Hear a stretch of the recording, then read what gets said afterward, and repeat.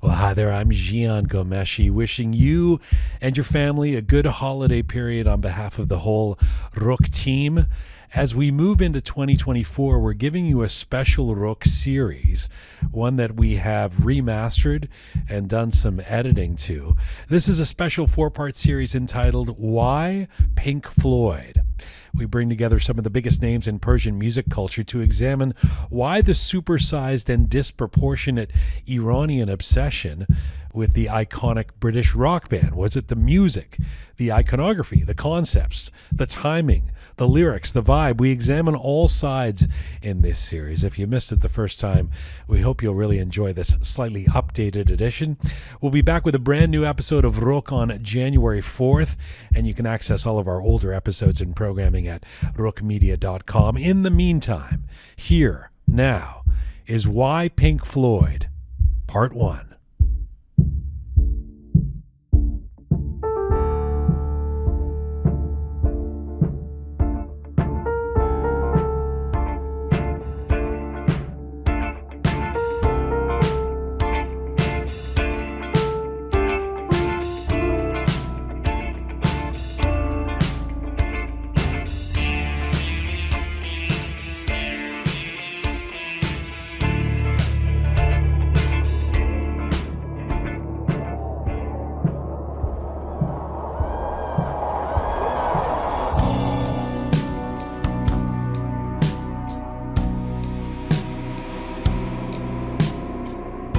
Hi there, امیدوار هستم که میزون باشین. Welcome to a special 4-part Roqe Original Series coming to you on all our platforms: SoundCloud, Instagram, Spotify, iTunes, YouTube, and Telegram. You know, it's no secret that devotion to music can affect your life.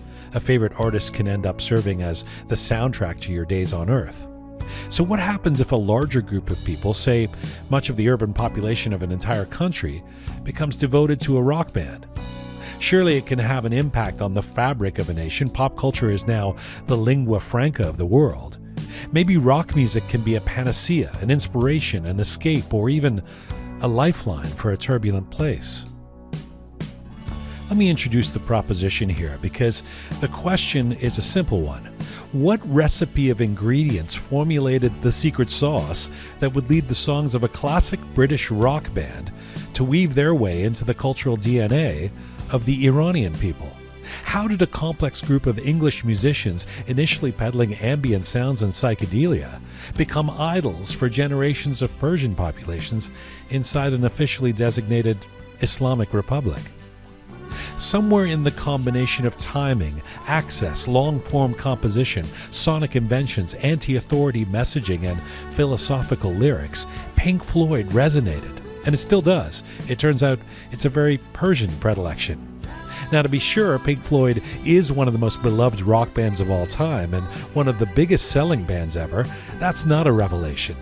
But for most of the world, they are indeed among a list of others, a list on which you would find, say, the Beatles, or the Stones, or U2, or The Who, or Zeppelin, and many others. But there is something deeper at play when it comes to a connective tissue with Iranians. The hypothesis is a simple one, that there was and is a disproportionate connection and affection between the Iranian people emerging out of the 70s, 80s, and 90s and Pink Floyd, more than most elsewhere in the world. And it's a fact that's not so hard to unscientifically determine. Ask most Iranians of a certain age about this group and you'll have your answer. They will nod and you will know that they know they're Floyd. But the more interesting piece is the question that spawns from this finding. Why? Why Pink Floyd? Why this particular Persian preference? And it seems the prescriptions are many in trying to find that answer. So we're embarking on a journey to get that answer. Over the next 4 parts of this series, we will speak to 15 prominent Iranians from around the world, musicians, composers, producers, writers, critics, sound engineers, and performers, to gain some understanding. On part 1, we will look at Fandom and Context with Ali Azimi, Dara Daraee, Ramin Sadighi, and Roya Arab. On part 2, we focus on Sonic's class and connection with Reza Moqaddas, Amir Bahari, and Sepp Osley. With part 3, we will explore drugs, access, and melancholy with Arash Sobhani, Siamak Shirazi, Maral Mohammadi, and Ehsan Sadiq. And with our final part 4, we will look at storytelling classics and conclusions with Loga Ramin Torkian, Anush Sabutakin, Sana Sotude, and Arash Mitui. We hope you will check out all the parts of this series in order, as it's a full story that we're trying to tell. You really don't need to be a Pink Floyd aficionado to come along on this ride and explore the cultural dimensions at play. This series is mostly in English, with some parts in Farsi. It can all be found in one place at our website, roqemedia.com.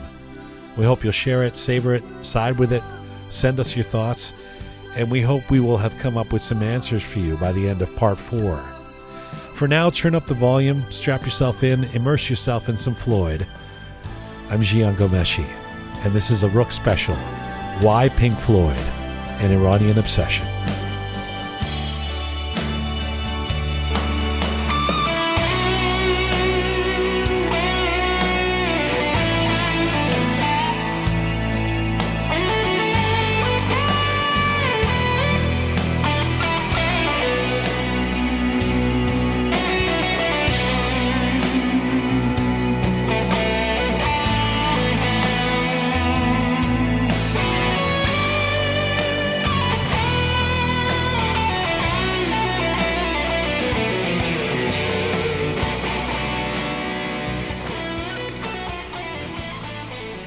Let's get started. Here we go. Our first guest on this Roqe special series is one of our faves, a Persian alternative rock singer, songwriter, and lyricist.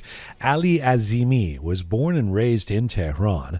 After getting his master's in mechanical engineering in the UK, Ali returned to Iran in 2009 and formed the band Radio Tehran. Leading this new rock band as the vocalist and songwriter, Ali recorded the album 88. It touched on the issues of Iranian youth, and the album gave a fresh sound and perspective within the Iranian alternative music scene. After Radio Tehran disbanded in the early 2010s, Ali went solo and has released 3 acclaimed albums and a few hit songs and videos. And right now, Ali Azimi joins us from London, England today. Hello, sir. Hi, Jajan. Very mamnoon as your kind introduction, as always. I'm always happy to be on your show as well. Thank you so much for having me. I'm the Khali Mamnoon one. I'm really happy to have you on the program. Always good to hear your voice. So let me start here, Ali. You're Iranian, you're a rock musician. I have my suspicions, but I actually don't really know the answer to this question. I mean, you and I have talked music outside of the show, and I know that we're both Strokes fans, for example, but are you actually a Pink Floyd fan? A fanatic one. That's the correct answer. You've proved the hypothesis in one sentence. Tell me about how and where you first discovered Pink Floyd. I'm assuming even as a kid in Iran. Oh yes. So I was a kid who grew up in Iran in the time of post-revolution and during the war. So my early years when I was growing up, I was kind of, I don't know, somehow I didn't like Iranian music, Iranian pop music at all. It never resonated with me. I mean, if I set the scene first, well, obviously everyone knows that during those times, early 80s, the situation in Iran was very unique. So it was post-revolution. During the war, there were rations, there were a proper crackdown on music, and the leader of that revolution famously called music haram, and so we know that story as well. So having a cassette of any kind of sort of Western music was a crime at the time when I was growing up. So in my view, the reason why I became a big fan of Pink Floyd was the influence I had from my older brother and my older cousins, and the circle they were kind of hanging with. So that was the first instant where I was introduced to Pink Floyd, and it was an instant love.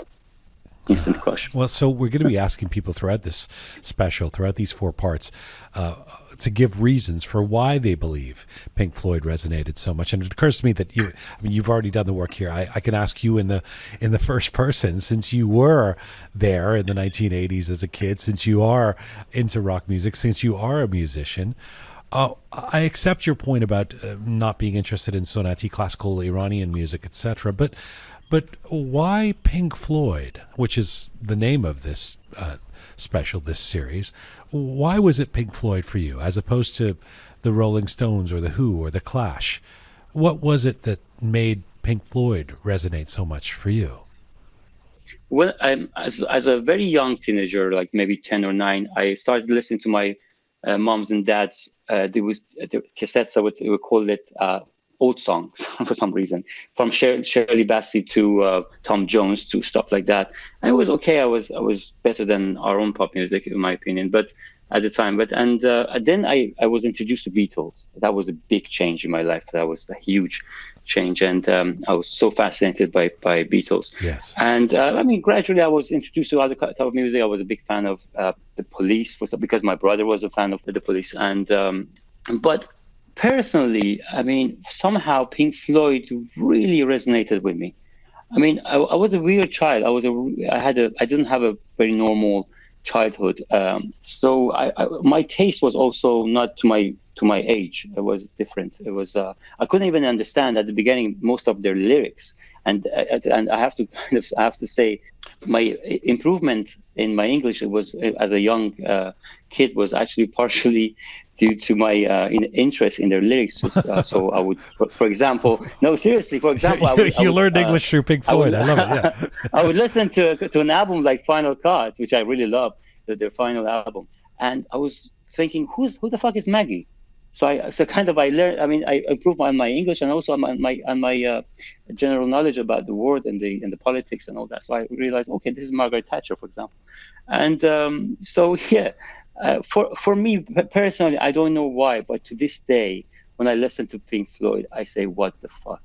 How good these guys are! These guys are amazing." So that's just me. I mean, I'm just in love with them. By the way, Final Cut was not their final album.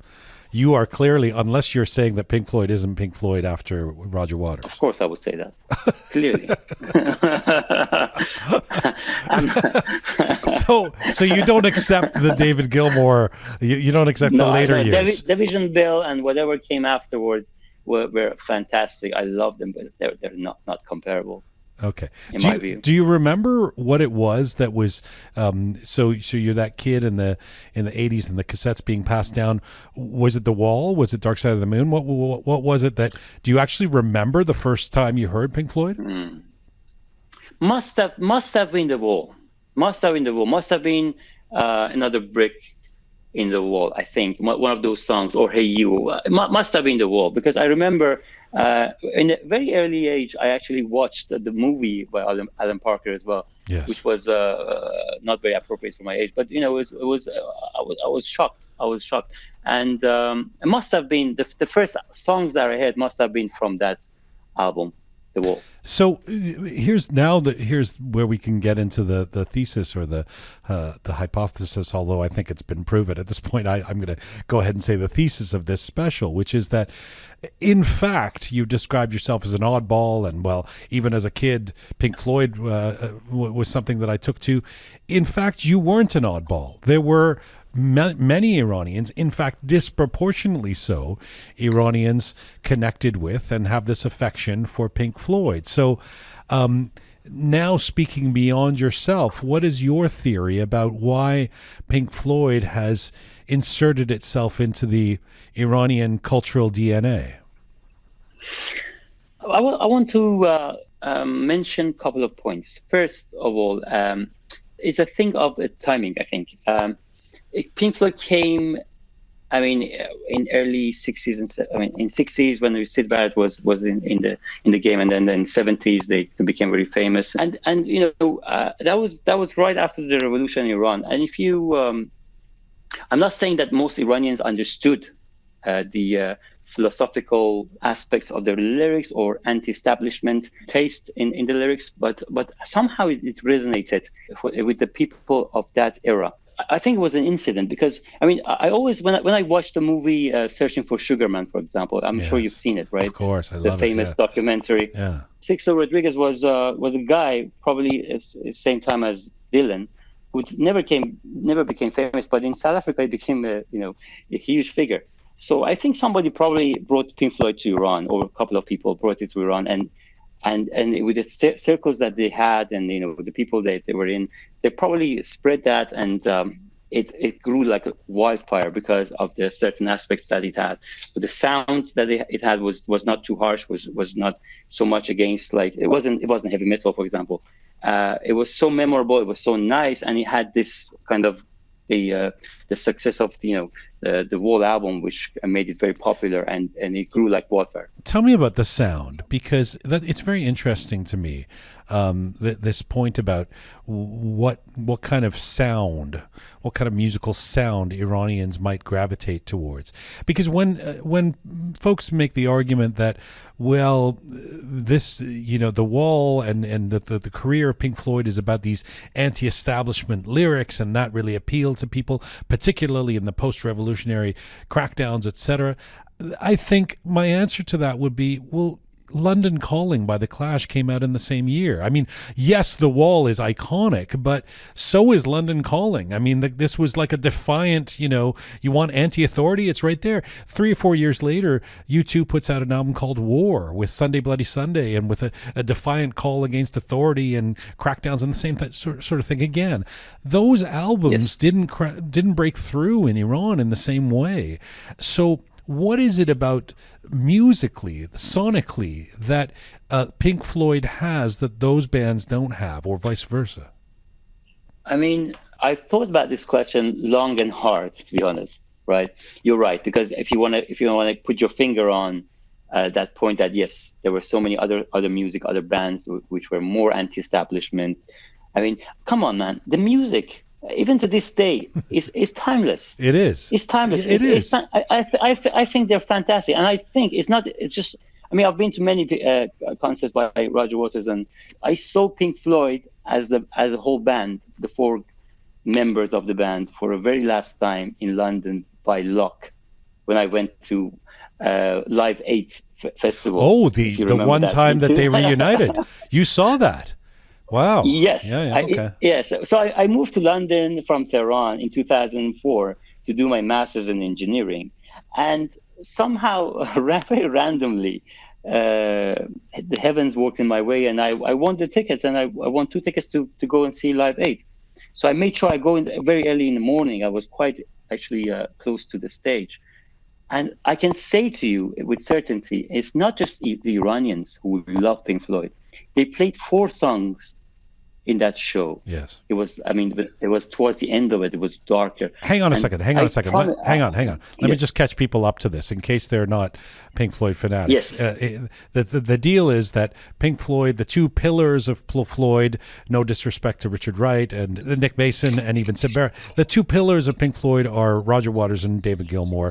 They bat heads. They have trouble with each other, etc. By 1983, Waters famously leaves Pink Floyd, or Pink Floyd leaves Roger Waters, and they don't reconcile for some 20 years, and then in something of a surprise, in the famous Live Aid, massive benefit concert in London, they reunite one time only. It's punctuated at the end by Waters calling Gilmour over, and they kind of hug a little bit and do a bow. But this is in Pink Floyd mythology. This is the great moment where they've returned to each other one last time, and you were there. And I was there. It was. I'm telling you. So it's not. My theory is, I mean, it's not just Iranians. I mean, I know in Iran they became huge, and they have fans like crazy, and it's like very unique. But I was looking around me when they played. They played 4 songs. When they played "Wish You Were Here," there were like over 100,000 people in that concert. Everybody around me was in tears, including me, actually. I shouldn't say it, but it was very emotional. So you think you can tell heaven from hell, blue skies from pain? Can you tell a green field from a cold steel rail, a smile from a veil? Do you think you can tell? People loved him. Yeah, but the theory, but with respect, I mean, we're not here to prove the theory that Pink Floyd's a famous band. We know they're a classic band. The point is that why you mentioned the Beatles. I mean, why has this band, caught magic in Iran? So another example I want to give you is they had the Roger Waters or Pink Floyd, the rest of them. I had a concert in Dubai when I was in Iran, and I think in the concert, most of people there were Iranians, and that also proves your point that Pink Floyd are huge within Iranian communities. But I can give you some more examples, not of a same scale, but a band like, for example, I give you Anathema, Anathema is not a great example. Another band called Archive, for example, British band. But then they're not big at all in London. I went to see them. Probably they draw the same number as I do. They're great. In fact, we have Roya Arab coming up in just a little bit on this part one of the series. But no one really knows Archive. Not really around the world. I mean, other than you and Iranians, but no one knows they're really not that well known. In Iran, they're huge. For example, everybody knows them in Iran. And and on the case of Sixto Rodriguez, I still stick to that theory that some interesting person probably brought this to Iran, the Pink Floyd music to Iran, and then the circle of that person might have been interesting as well, and that should have been the cause of this music growing like wildfire. I think that's my theory, anyways. Ali Azimi, you're the best. It's always great to talk to you. I appreciate your fandom and your zeal and your personal stories about Pink Floyd. Thanks for contributing to this, my friend. Thank you so much, Jian. Thanks for having me. Khodafis. Khodafis. Remember when you were young? You shone like the sun.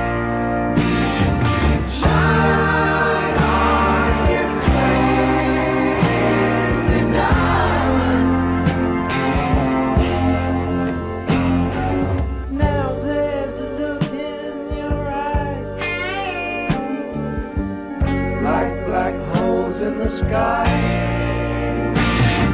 shine on, you crazy diamond.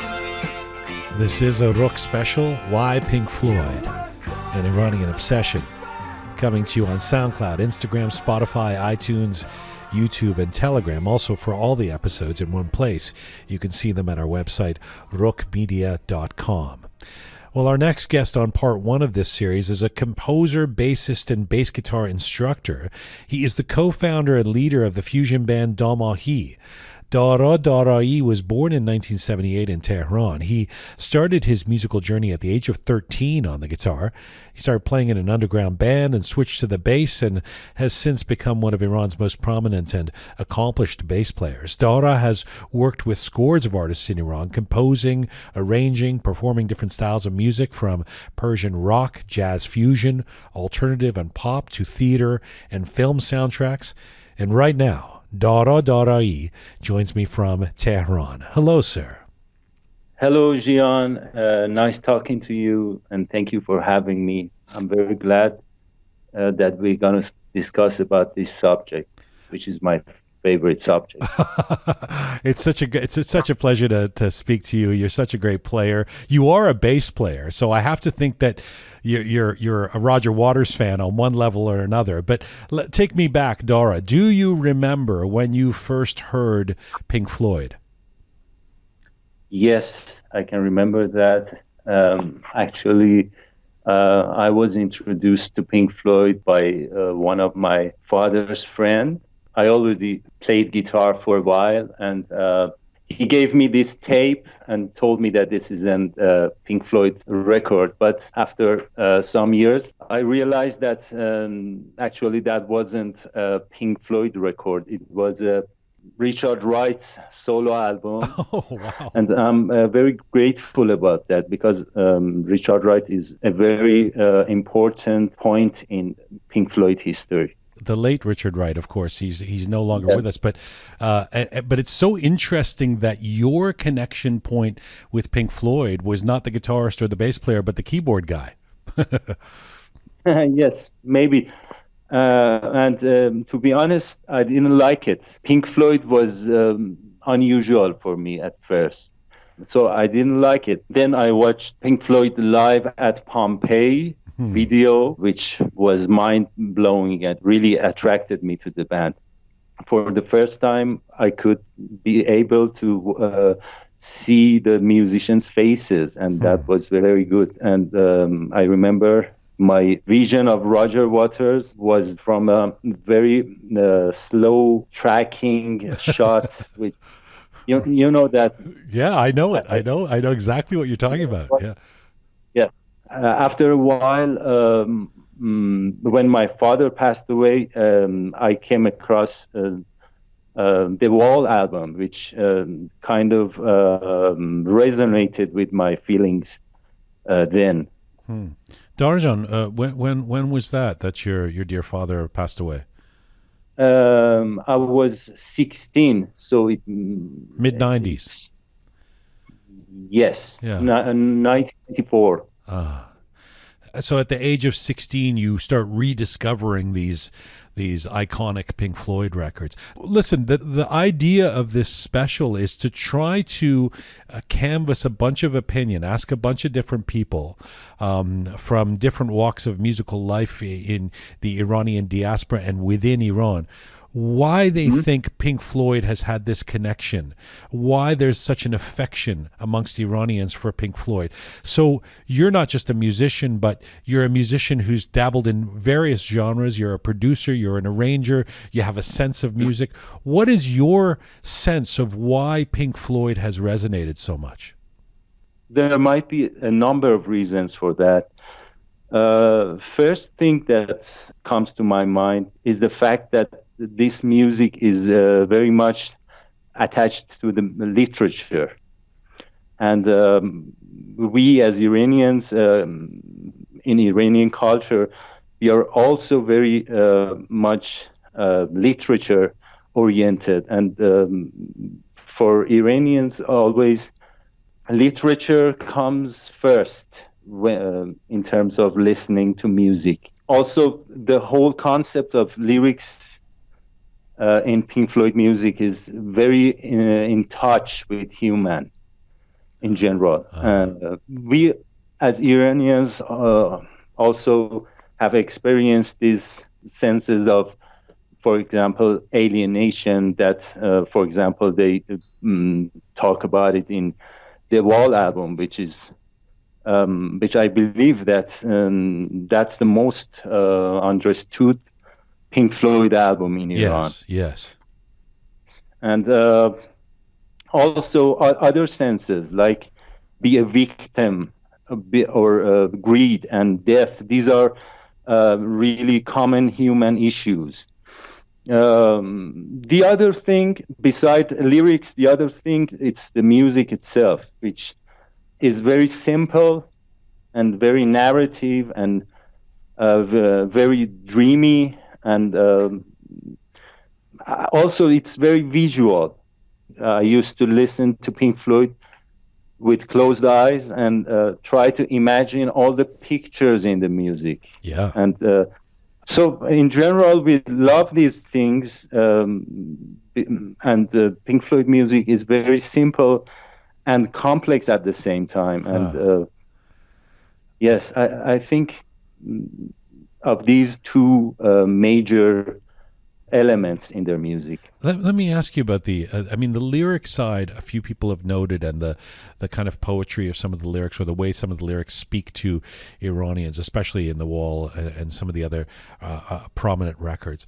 Let me ask you about the musical side. When you talk about dreamy, that dreamy progressive rock or psychedelic even sound, there was an interesting comment that in Iranian, certainly in Iranian classical music, but in Iranian music that people are used to, it's not necessarily cut up into 3.5-minute pop songs the way you'd be used to in the West. And so the fact that Pink Floyd music goes on and has this kind of, it can be elastic, can be longer sometimes, can be 20-minute compositions, can be concept albums that flow from one song to the other, actually makes a lot of sense to Iranians musically. Does that make sense to you? Yes, of course, that's a good point. The other thing is that they use a lot of space in their music. Words and guitar parts come and make their own statements, and suddenly there is a space for the listener to digest it. And this is a very important technique in music production. Breathe in the air. Don't be afraid to care. Do you have a sense of, I mean, it was a little before your time when a lot of these bands emerged in the 70s, before you were born, but going into the 80s and 90s, if it's about people discovering Pink Floyd through their older brothers or sisters or fathers, as you said, do you have a sense of why Iranians have been attracted to what we call sometimes progressive rock? I mean, the music of Pink Floyd and groups like Yes and King Crimson and all of that going back to the 1970s, as opposed to Boston and the Rolling Stones and the Who. In general, I think our love for progressive music is because of our tendency towards complexity, in a way. We have so many stories and fairy tales that it's about someone should cross so many levels of difficult situations to finally find something blissful and good and something spiritual, like salvation and liberty and pure love. I think that's the Eastern viewpoint in general, and I think it's in our DNA somehow. So we carry it in other aspects of life, especially in arts. For example, in painting, we have miniature, which is a very elegant style of painting, and it's full of details, and it's an effortful job for an artist to do that. So that leads obviously to our taste in music. And progressive music is also very sophisticated music. It's like a journey, and it's got so many changes in musical elements, like for example, melody, harmony, rhythm, and so in general it makes sense to us. I mean, not to all of us, but maybe to the educated middle class section of society, which I think it's the majority of Iranians nation. That answer was brilliant. I really appreciate that. Let me ask you, as a bass player now, I get your feelings about, I mean, you sound like you've become a Pink Floyd fan, even if you weren't when you first heard the Richard Wright records for the first time. Talk to me about Roger Waters as a bass player, because he's obviously not Stanley Clarke. He's not even Tony Levin. I mean, he's not, he doesn't wow you with these fast chops or something, but there seems to be something really poetic in the way in what he brings to those bass lines, especially through those classic records like Dark Side of the Moon and through the 1970s and Into the Wall. Tell me how you see him as a bass player, given that you're such a prominent bass player yourself. Honestly, Roger Waters was one of the reasons that I switched to bass, because I really love the band so much, and Roger Waters was my favorite member among others. And yes, I was very influenced by him and his bass playing. I started playing bass with the pick because he was doing that, and I really liked his style. I used to like him very much, but when I got more into bass, to technical part, naturally, when I listen to Pink Floyd, maybe I have this kind of critical viewpoint of his playing somehow, but still, I think he has done the best parts in Pink Floyd bass work, all of it. By the way, some tracks has been played by David Gilmour. Right. Actually, I knew that. It's true. You're right. If you can put it into words for non-musicians, I mean, a lot of the people listening right now are obviously going to be musicians or people who are really into Floyd or whatever, but there's a big audience out there listening who are not proficient, are not bass players. How would you explain what it was about the way Roger Waters plays, or what he brought to the music, that so inspired you that you wanted to play bass after listening to him? Well, he was very simple and very lyrical, and the most important fact for me then was the lines was played in a way that I could play with my technique back then. That was right. Yes, that was very important for me when I think of it. Did I answer your question? You did. It was great. I've so enjoyed talking to you. I am really, I have to be so grateful that you've been part of this special. Let me ask you a final question. As a musician currently working in Tehran, what do you think that Pink, I mean, one of the observations I've made is that unlike, say, the UK or Canada or the US, where I've lived and worked in my life, where Pink Floyd would be something for an older generation at this point, you kind of have to be over, 35, 40 years of age to even really know much Pink Floyd stuff. It occurs to me that there's a younger generation in Iran or of Iranians, millennials, people in their 20s, 30s, who know the Pink Floyd catalog or know Floyd. What would you say Pink Floyd means to musicians today in Iran? I think the impact has been huge in Iran. I personally know every song. I can play it for you. I know every chord, every word, and no other bands have such impact on me personally.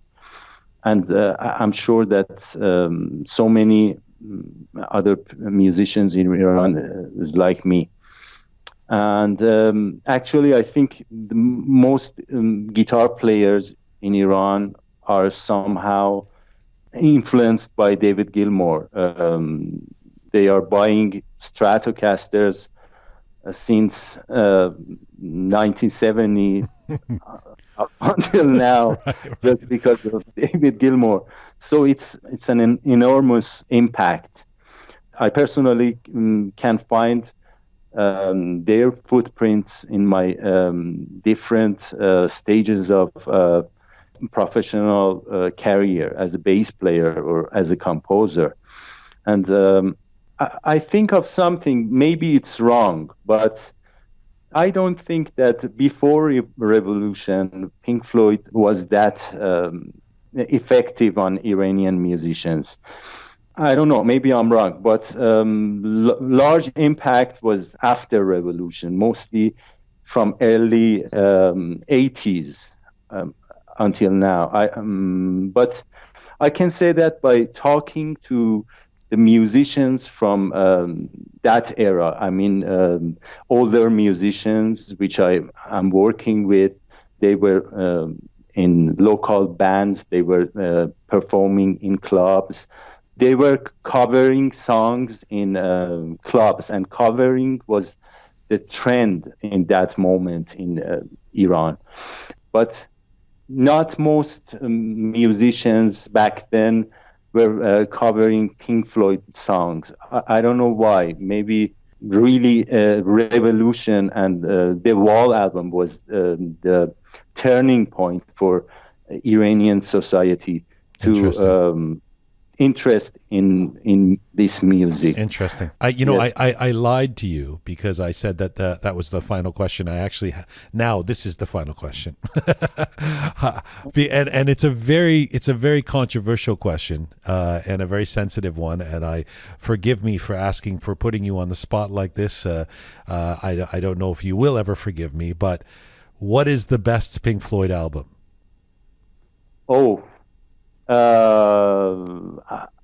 I'm really an Animals fan. Oh, you go deep. And well, Animals is difficult. I was going to say, is there a song? But the entire album is basically a song. So, but is there a particular song that if you were, come home at the end of the day and you want to close your eyes and put on a Pink Floyd song, you would play? Yes, always. Dogs would be the one. Dogs is my favorite. I get goosebumps every time I listen to that song. Really, spoken like a true musician. You picked the song that's 45 minutes long. Dara, it's been such a pleasure. Your insights were very interesting and very unique in this special.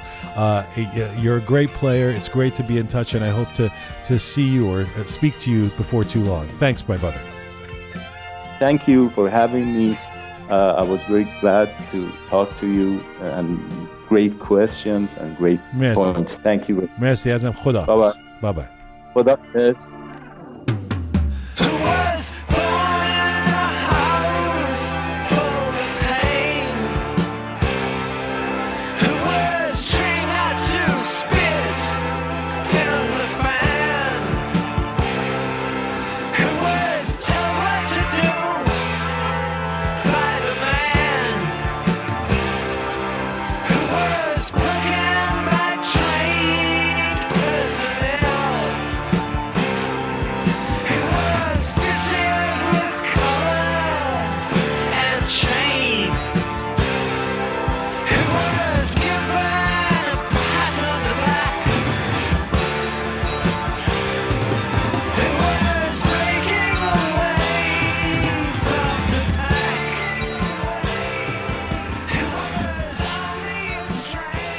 You are listening to part one of a Roqe special, Why Pink Floyd, an Iranian Obsession, coming to you on Spotify, iTunes, SoundCloud, Instagram, Telegram, and YouTube.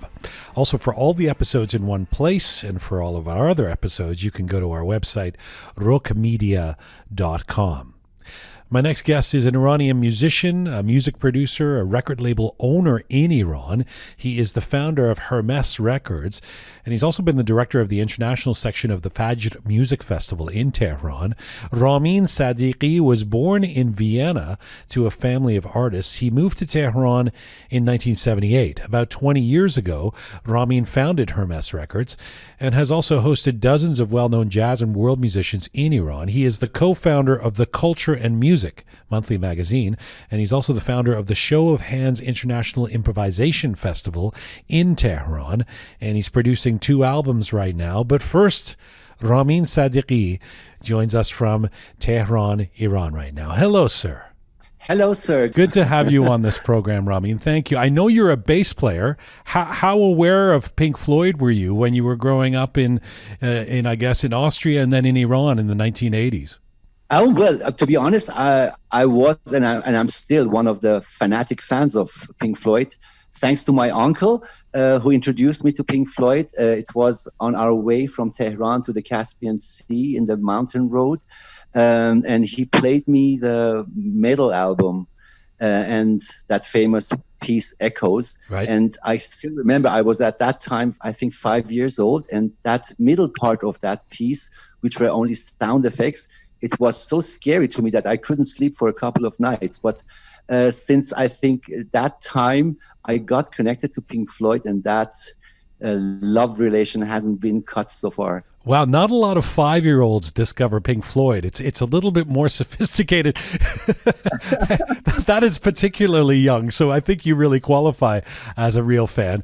Was your desire to become a bass player a desire to be an Iranian Roger Waters? No, that's not true. It didn't occur to me. I decided to become a bass player when I heard the first time Stanley Clarke playing with Chick Corea in the album Return to Forever. So it was more about a kind of a modern jazz album, right, which connected, because before I was playing the classical guitar. But of course, I would love to have Roger Waters' bass in my hand. You know, you are a musician. You've been involved in music in so many different ways throughout your lifetime. You're sitting there in Iran. You are the perfect person for me to test my hypothesis, which is that there is an outstanding connection between Iranians and Pink Floyd for one reason or another. And by the way, I can't think of a better example than a kid who was 5 years old who became intoxicated with the sounds of Pink Floyd. Before you give me your official decision on whether you think there is some special relationship, tell me why at least you think Iranians would love Pink Floyd so much. What is it in Pink Floyd's music that would resonate with Iranians? I mean, about this issue, many people talk before. Many also had written essays in music magazines. But this is what I have observed during my lifetime living here in Iran. Concerning Pink Floyd and their popularity in Iran. To be honest, what happened during the 70s in Iran is nothing unusual or nothing very extraordinary. The Iranian middle class got aware about their music in the same fashion that perhaps a British or a German music lover got connected to Pink Floyd. I'm among of those people who is going to overrule that, let's say, exaggerated way that we are expressing that the Pink Floyd was untouchable progressive rock band in Iran. No, that's not true. In the 70s, it grew in the same fashion like other countries and other bands and other groups. I mean, according to their presence in the music market throughout the world or their popularity, they also become here popular. So in the 70s, I think nothing very strange happened between the relation of the Iranian audience and what Pink about Floyd. the 80s? That's the point. I mean, I'm among of those who's saying that actually the growing popularity that perhaps for many people outside of Iran is becoming a bit strange between the listeners here and the Pink Floyd was not actually during their active years, but somehow during their passive years when Pink Floyd was reaching the end of their career as a four-head band. So if we consider The Wall as the end of their real career, the revolution already started in Iran. So we got isolated in the 80s because of many reasons with the Western world. First, the revolution itself, which consumed, I think, all the concentrations of the Iranian about their internal affairs. And then immediately, a year after almost, the war between Iran and Iraq started. It lasted for 8 years. So it's very understandable that the Iranian society was involved in other issues than what's happening in the West. That isolation actually left us no other way to get or to stay connected to what we inherited in the 70s, you know? So in the 70s, Pink Floyd was popular. We had no connection to get connected to newer music. So we had to shuffle back into our own archive and into our own deposits that we had from the pre-revolution. So, Ramin, you're saying that in the 80s, a lot of those folks then would return to Dark Side of the Moon or Wish You Were Here, to those 1970s Pink Floyd albums that they would have already owned. And you know why? I mean, it was not just because the quality of Pink Floyd. I think when it comes to progressive rock and rock music, the reason that the Iranians in the 80s got reconnected to Pink Floyd more than other kind of music of the 70s was that the other bands were actually not being good in the period of mid-70s to the late 70s. I mean, just name all the famous bands. Okay, who were in this the is where same I'm going like, to cut you off. I'm going to cut you off because there's a few things I've got to push back on. First of all, the latent assumption that I think would you're clearly some kind of Pink Floyd purist who believes that Pink Floyd really wasn't the band after Roger Waters left. I mean, there were some notable albums after A Momentary Lapse of Reason, The Division Bell. I mean, some people think those are good records. I do, but okay, I'll take your. No. I don't overrule that, but I mean the golden time of Pink Floyd was in the 70s. But this thing about the 70s and you saying, well, Pink Floyd was just like any other band in terms of how maruf, how well how many people were connecting with them.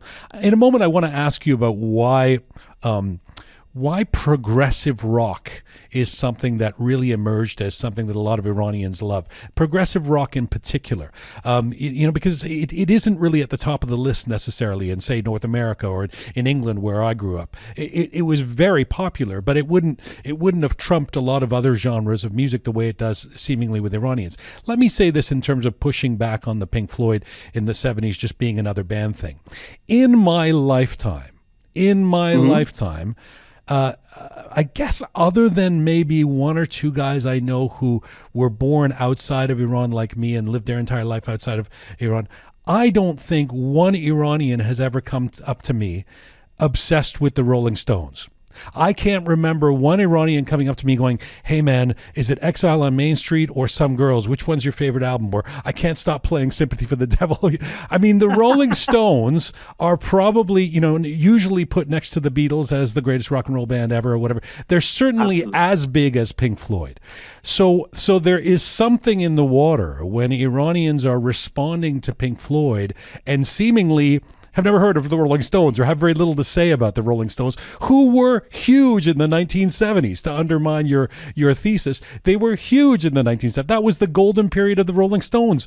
Why in the 80s and I guess beyond weren't Iranians returning to their Rolling Stones records?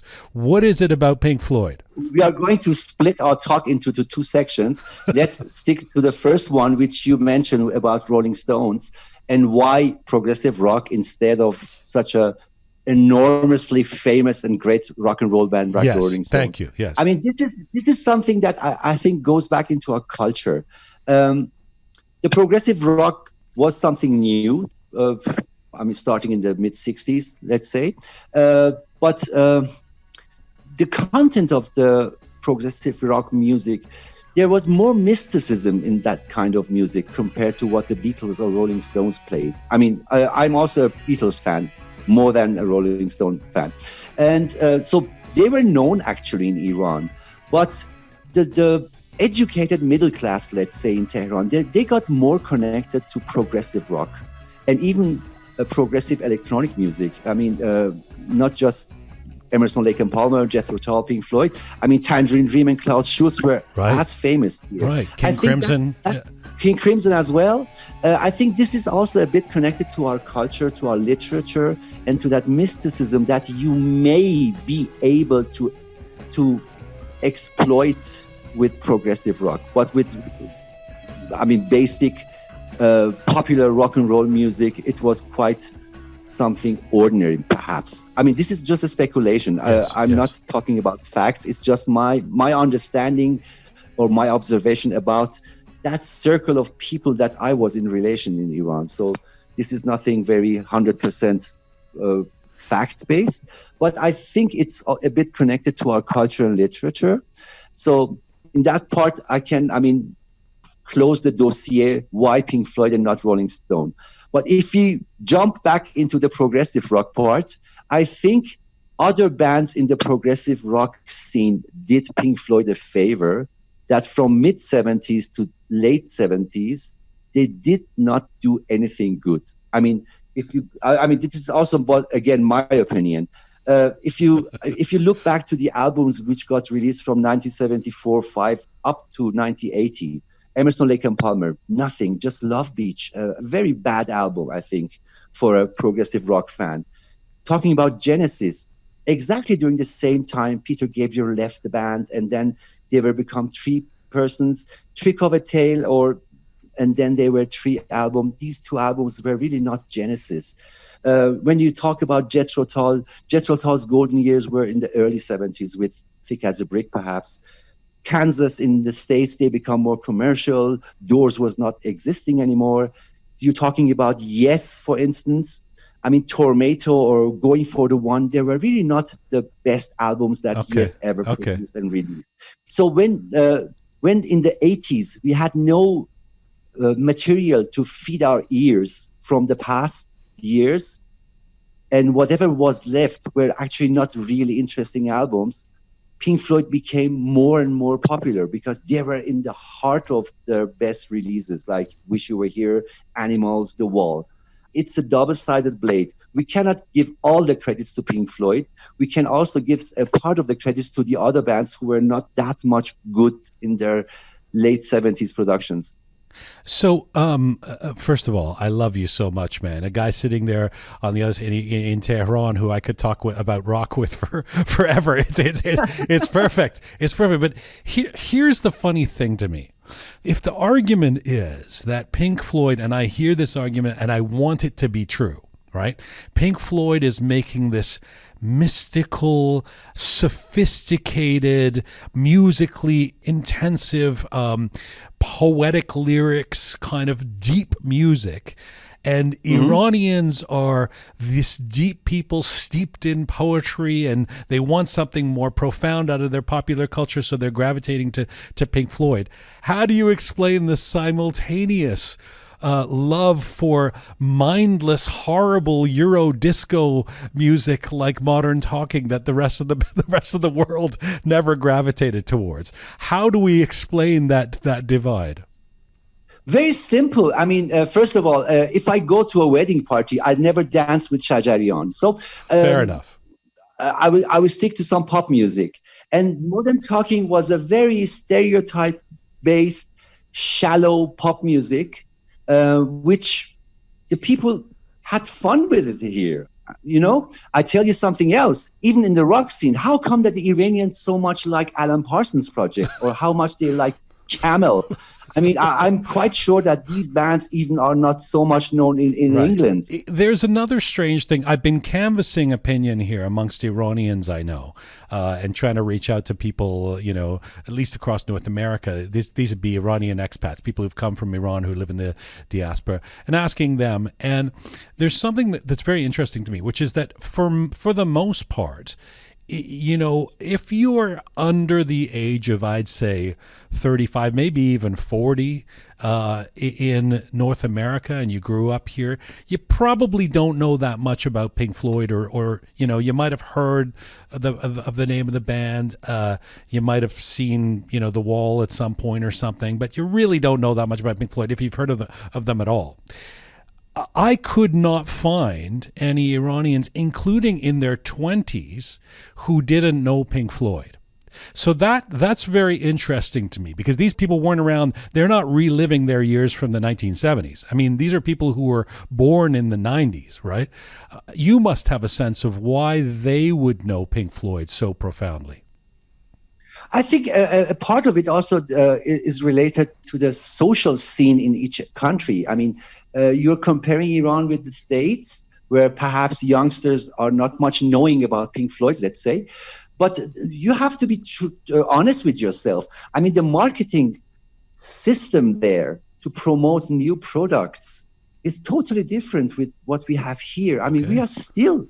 I don't want to tag a third world country to Iran, but we are a bit out of that stream. So things here becoming more carved in minds of people, and they inherit it and they move it forward to the next generation. I mean, the marketing here is not in the hands of Billboard or the Rolling Stone magazine. It's the hand of your elderly brother, or your uncle. Perfect. So it's quite obvious that people here, even if they are 15 years old, still hear the name Pink Floyd, because the previous generations, they talk about it, they play it, and compared to what's happening there, so much bombarding of information and new products. I mean, I have the same problem with Spotify too, for instance.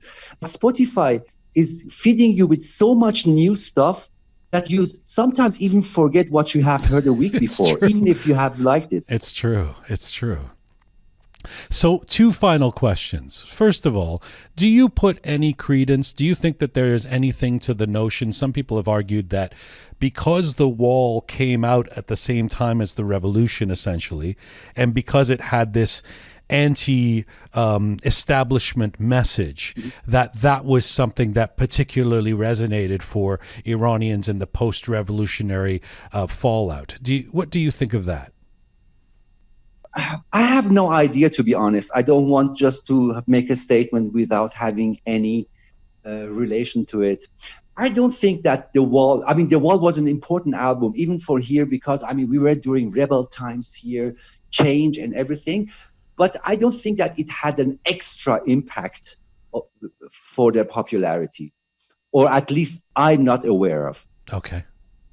And a final question, Ramin, as not just a man who does a lot of producing and runs a record label and all that, but as a musician, what do you think the impact of Pink Floyd has been on Iranian musicians? Very much, to be honest. Technique-wise, I think David Gilmour and his guitar and the way that he played was so inspiring to many youngsters here, to those who followed rock music. So as a specific instrument, but in general, the atmosphere of Pink Floyd's music was also, in general, very much inspiring to many youngsters and musicians here. This is not something that you cannot deny. It had a very heavy impact on their mindset of making music. Until new forms of music grew here from the 90s onwards, when people listen more to jazz, listen more to progressive jazz, also to alternative rock and indie rock. But before that, I think Pink Floyd Camel by surprise, because I think they are much more popular in Iran compared to England. I've never even heard of them. I don't even know. They were actually the role models for many musicians. What is this band? What are you saying? What's the name? Camel. Camel? Camel, yeah. Camel. I've never even heard of Camel. That's amazing. That's the point. That's the point. Yeah.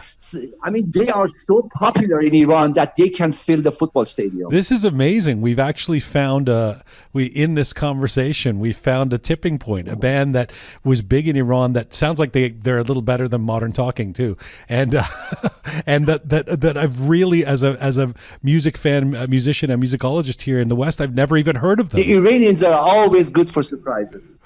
Ramin Sadighi, it's such a pleasure to talk to you. You are your wisdom has been so important. I love your story, and I love talking to you. And I hope we can do it again, my friend. I hope we can do it in person sometime too. Same here. Thank you very much for your call, and have a great day. Thank you, Ramin Jan. Bye-bye. Bye. Ciao. Overhead, the albatross hangs motionless upon the air, and deep beneath the rolling waves, in labyrinths of coral caves, the echo of a distant tide comes willowing across the sand, and everything is green as submarine. And no one showed us to the light, and no one knows the ways or why, but something stares and something tries, and starts to climb towards the light.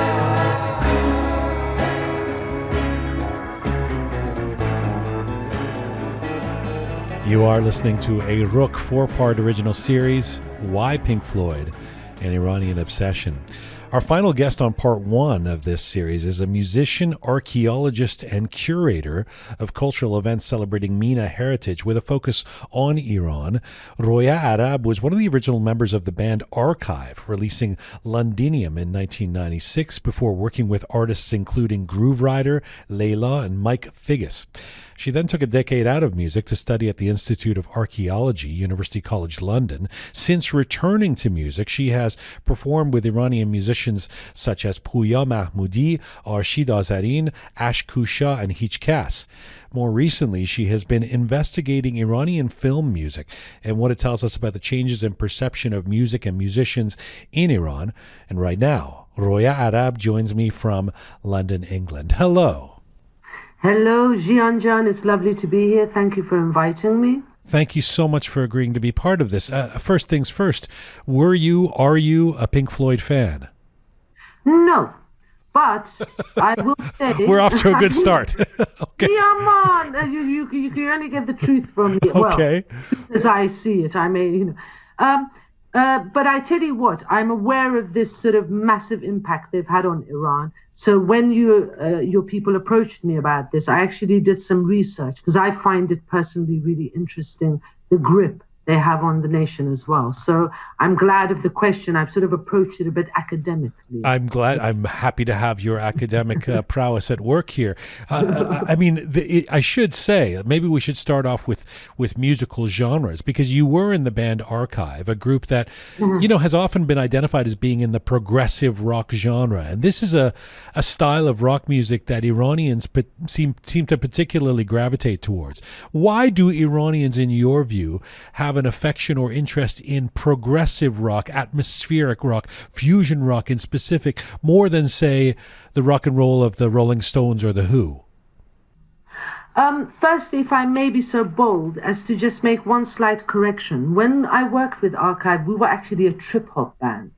That's right. Actually, that's true. Absolutely. Yes. And then later, when they had Craig Walker join them, he's the one who took them into this whole progressive rock scene. Right. I think what it is we've got to look at is Iran you've got to really start from the 1950s and go forth, to be really frank with you, in order to address this question properly. Okay. It's not that Iranians were just into progressive rock. At the very beginning, when acts like Black Cats, who were, without question, one of the bands who they would literally copy the music of the rock bands in the 60s that was going on in Europe and America, and they would feed it to the Iranians, who were so happy to consume it. I was sort of looking at Pink Floyd. 3 words come to mind when it comes to this sort of the popularity to begin with of this band. And it's avant-garde, psychedelic, and philosophical. Okay. 3 things that they managed to bring to the table. So, and if you look at, for example, Iran in the 50s, I mean, I must say that because I'd been doing some film stuff, like if you look at something like Roqe Ghaffari's film, Junub Shahr, South of the City in 1958, something that's amazing about that film is it shows you all the various venues and all the various musicians as such that are around in the late 50s. Then if you jump to a film like Can Do in 1975, suddenly you will see this whole pop scene, club scene. So I think one should really look at facilities, what was available in the country, the social aspect, the technological aspect, the intellectual aspect, the economic aspect, but more than anything, the drugs. Ah. Yeah. Well, let me get to the drugs in a moment, but let me take these 3 words you've come up with: avant-garde, psychedelic, and philosophical. Are we to then conclude that Iranians are, Iranian youth post-revolution are more attracted to things that are avant-garde and philosophical than not? No. These 3 words go back to the 70s, my friend. Okay. When I questioned people like my own sister, who was part of the hippie brigade and used to be in the American community school, had been educated in the West. When we talk about things like philosophical, it's the fact that they actually had poetry with meaning, which obviously resonates. So really, we cannot look at Pink Floyd post-revolution without looking at it pre-revolution, because when the revolution happened, it was the tapes of these people in the 70s, like my sister, like my cousin, who was a lover of music. It was these tapes, once the revolution happened, you didn't have access to the West, that these kids got to hear. Right. So it's really the earlier generation that brought it to the later generation. But why wasn't it the tapes of the Rolling Stones? This is a very good question, but Thank you. The Rolling Stones weren't that philosophical. Sympathy for the Devil is about as philosophical as they got, mate. Exactly. So you are then saying that philosophical. I mean, this also explains. Like I know Iranians are not unfamiliar with Madonna, but from my unscientific survey over the last few weeks of really of people I've known over the years of people in their 20s, not just over 40, people in their 20s, 30s, and 40s who are of Iranian background, they are more likely to know Pink Floyd and even be able to recite Pink Floyd lyrics or know Pink Floyd songs than they are Madonna. And Madonna, Madonna should be someone that they grew up with, but it didn't break through in Iran. Wait one moment. Who would ever want to bloody well? Her lyrics are rubbish. Who would want to sing like a virgin? Look, we're talking about. If you want to jump to the post-revolution era, apart from the tapes that reached them, the intellectual leftists actually sat down and translated the lyrics of Pink Floyd. A magazine that was set up concentrated on bringing the best of what was thought-wise and music-wise and culture-wise to the people. No one bothered to, no offense to Madonna, she's a rubbish singer as well, but a really good songwriter, great songwriter. A good performer. Yeah, absolutely. But even performers, let's be honest, she can't really sing. But that aside, the point is, my friend, there was a real intellectual leftist slant. We cannot underestimate the importance of lyrics like industry reach for the sky, choking the atmosphere, sulfur and carbon and hydrogen. This was in 1973 in Breathe. Yes. On the album of The Dark Side of the Moon. But Roya, just the reason I've been focusing on post-revolution is not because there weren't Pink Floyd fans in Iran before the revolution, but that the hypothesis, at least, is that pre-revolution 1970s, there's a bunch of Western music that's making it into Iran. There's a bunch of fans of Western music in Iran, but that Pink Floyd is just one of the bands that everybody is interested in.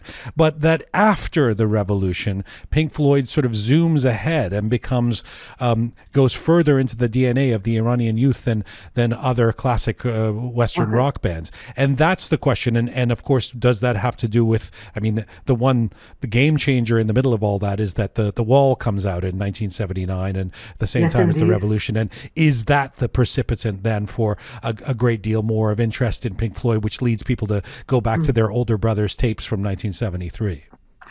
Do you know what's weird? What we've got to bear in mind is the Wall. I remember watching the Wall in boarding school because on Sundays there used to be this chart show. No, on Tuesdays there used to be Top of the Pops. And I remember my fellow Iranians weren't watching that. My cousin had to return with the tape for them to then be. We have to consider dissemination, my friend. Yes. Post-revolution, first of all, we didn't have the internet. Satellite took a very long time to arrive. So it would have been the elders' record collections and tapes. Then we have, for example, the first underground rock musician to actually play underground in Iran illegally was Arash Mitui. He was actually the child of Sina Bina and Izzatullah Mitui. Yes. One of the people who brought the sounds of people like Pink Floyd. So you had these kids who'd been born in the 60s or 50s, were performing underground post-revolution, and it was the sounds of Pink Floyd that seems to have really resonated with them. We then have the Wall arrive. The Wall didn't come immediately. So it was a really drip situation. You have the people like Arash Mitui, people who were of the older generation with their tapes, playing Pink Floyd, playing Rolling Stone. And then when they listen to something like, wow, this 15-minute long sort of music, and if you're into drugs, you'll enjoy it with your drugs. If you're listening to the lyrics, you get carried away with the lyrics. And again, the lyrics, not everyone understood them. It wasn't until they started getting translated officially. There were books being written about important lyrics such as these.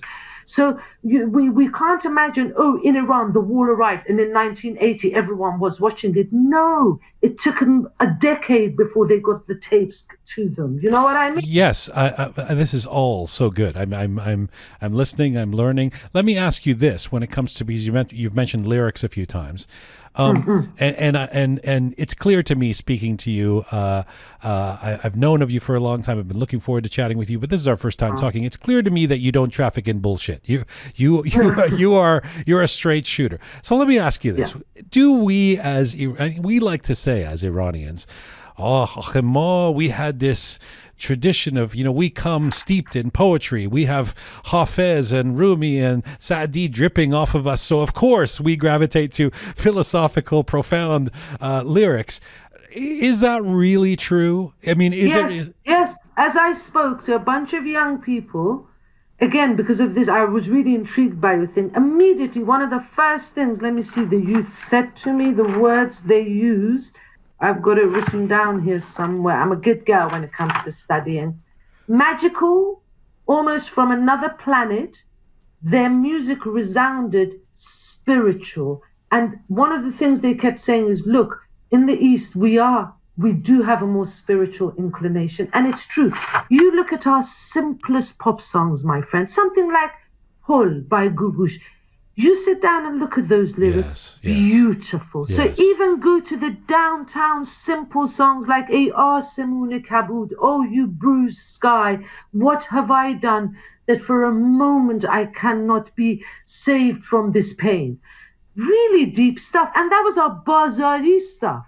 Do you see what I'm saying? So yes, it is true. We are steeped in Hafez, Saadi, Rumi. It is inevitable. In the 11th century, we had a master astronomer who was writing the Book of Kings in poetry, for heaven's sake. Yes. You can't dispute that. I don't think we are essentializing if we say that. And by the way, to underscore this theory, Iranians also, I think, disproportionately loved the love of my life, Leonard Cohen. So I think that underscores this notion of the attraction, the need, the desire to consume good poetry, good lyrics. But can I just ask you? I mean, again, and it's sort of a apples and oranges thing to just throw out names, but you're sitting there in England. You're obviously aware that, if I would argue, potentially in terms of the size of their tours and the consistency of their output, biggest band of the last 4 decades, you'd say maybe U2. And U2 are not known for superficial lyrics. They also have an anti-establishment message. They also started as a rebellious kind of band. Why wouldn't U2 become popular amongst Iranian youth? I mean, I don't even know if I've ever met an Iranian youth who's been, who's led with my favorite band is U2, other than those who've grown up in the West. So there's this interesting disconnect for me about why Pink Floyd, but not a group like U2. You see, again, we must go back to context and historical time. So, for example, in the 60s, in Iran, and if I may be so bold as to sort of give you a little backtrack so you can see how the process. Be as bold as you can, please. Okay, to take up, but in the 60s you had Beatles, Rolling Stones, the Monkees. Now, within Iran, there was a general move away from mono music, because if you realize with Iran, we used to have this, partly because Iranian instruments, you can only play in certain keys, and you didn't really have polyphony. The Ahanghay Mardomi, songs for the people, these were popular songs based on love, using more modern Western musical frames. Then you get the mut'ahid, the more engaged music, noveen, inventive. This is in the early 1970s.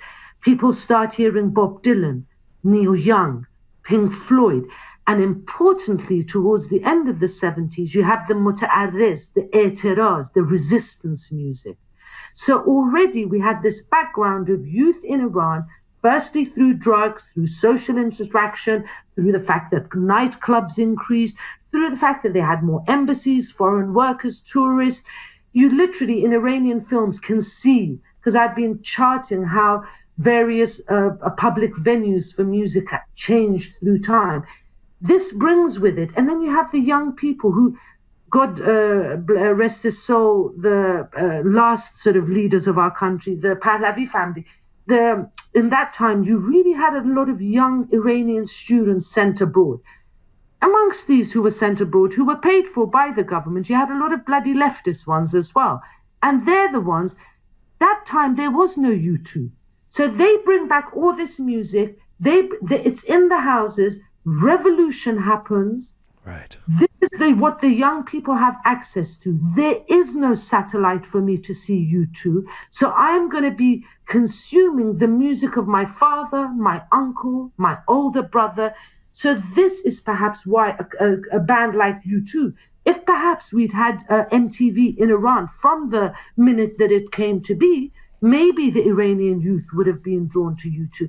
And when you look at, for example, this, let's say I was looking through their lyrics, they put up two fingers to authority much earlier. U2 didn't come to be till the mid-'80s, did it? Early 80s, yeah. But fame came around in 1984, yeah. Yeah, and how are they going to hear it in Iran, my friend? Right. In war. And then here I am, stuck in war. All I've got is tapes that are being passed around, records that are being passed around. In time, towards the late 80s, early 90s, people start getting satellite. At that point, it's German. Funnily enough, I was told it was the German satellite music channels that they used to get. So we really have to look at dissemination and access. And importantly, timing. Yes. So Pink Floyd was the timing was so germane. Sorry to cut you off, but to draw a very interesting parallel that just came to me is that last month we actually did a show when Diego Maradona died, talking about the strange connection that Iranians felt towards Maradona. He's a legendary football player, but why Maradona? And some of the sports, experts and cultural analysts who've been at this for years said something very similar to what we're talking about right now, which is that there's this epoch of the 1980s where culture becomes extremely repressed and shut down in Iran, and you have to kind of see what's popping through, what are people getting access to, and in a very dark and difficult time, people were still able to, one way or another, see the World Cup, and their aspirations, their energies, and their desire for escape is channeled through this guy Maradona, because that's his period of greatness. So it's I might be the first person to ever draw a parallel between Maradona and Pink Floyd, but I think there's something to that. Would you agree? Yeah, absolutely.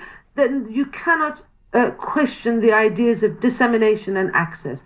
We are so spoiled in the modern world because I can access anyone, anytime, anywhere. I can watch anything, anywhere, anytime. This was not the case in the 1980s. In the 1980s, all these young intellectual leftists who'd return, hopeful that the revolution was going to give them a chance, which it blooming well didn't, to kill the lot off, they're the ones who were sitting there and translating the stuff, this leftist intellectual ideas. So Iran didn't have access. We were in war. Imagine this. We were literally caught up in war. No one was in communication with Iran. The most we had is telephone calls with Iran. So yes, it is a very important point to make that it's what they had access to. And that's what they responded to, So let me ask you about this. You mentioned it. Where does drug culture intersect with the disproportionate popularity of Pink Floyd amongst Iranians? Okay, in Iran, in the 1970s, there was a really big hippie, LSD, trippy culture. So and this drug culture, there was two kinds of it. There was the rich culture drug people, and there was the lower class heroin drug people. So one thing that this Pink Floyd managed to do is reach both the upper classes and the lower classes drug situation. And funnily enough, even post-revolution, heroin was still one of the things, This transcended your social class. Your drug consumption, didn't matter what drug you took, what class you came from, their music appealed to the drug era, and that's preceding and post-revolution. But post-revolution, the intellectual slant really is, we cannot underestimate the importance of these sort of young people. Even my cousin was saying, Roya, one of the things I returned with in 1978 was my entire Pink Floyd record collection. And he would have shared this with people. And then again, you can't underestimate this, the fact that you actually had underground artists giving baha, giving sort of respect to Pink Floyd and reflecting the style in their music. Then you have the intellectuals translating what Pink Floyd has to say. Then when the wall arrives, which sticks two fingers up at all manner of authority, be it the parent, be it the teacher.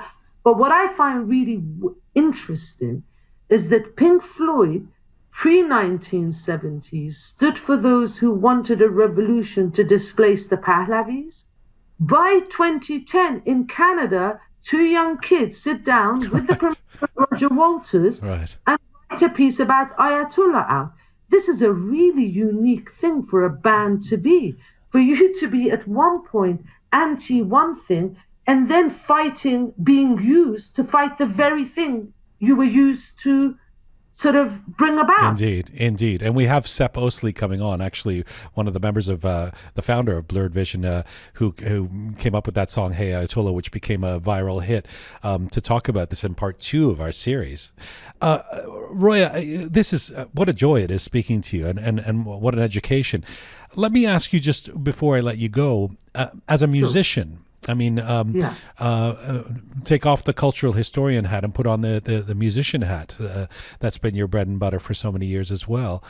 What do you think the impact of the interest in a group like Pink Floyd has had on the music coming out of Iran and made by Iranians? It occurs to me that beyond the extremes where there's obviously this level of super pop. You know, there's this kind of traditional meets disco meets new, EDM that is the pop music of the current moment of that Iranians are making out of LA or wherever. And then there's the sonati, there's the classical kind of stuff.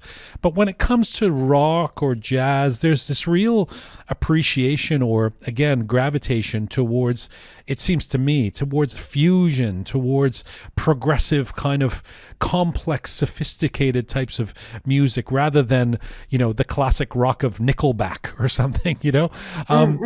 What is that, and does that partly come from the legacy of a group like Pink Floyd?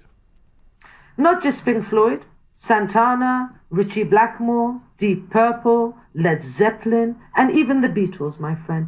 What we've got to bear in mind is the children of today, they are the students of the kids who were brought up on this music.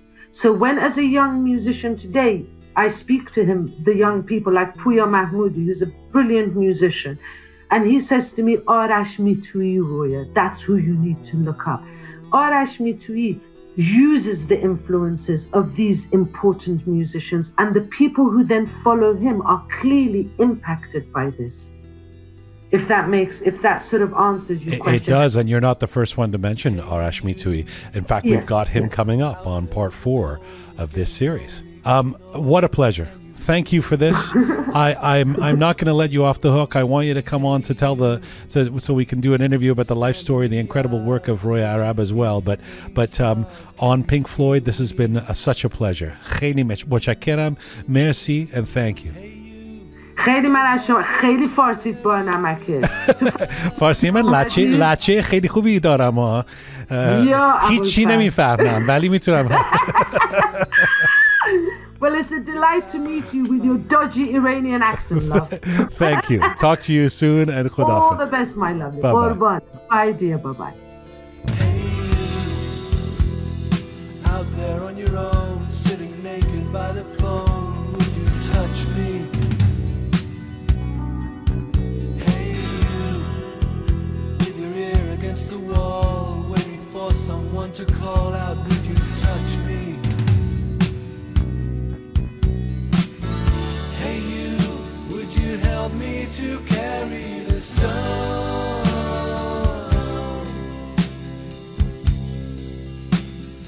Open your heart, I'm coming home.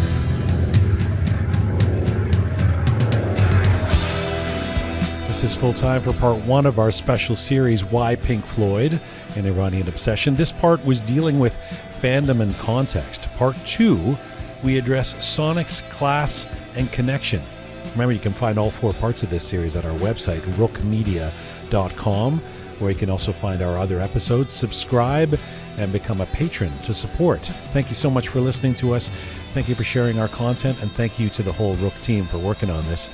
I'm Jian Ghomeshi. Mizun Bashi.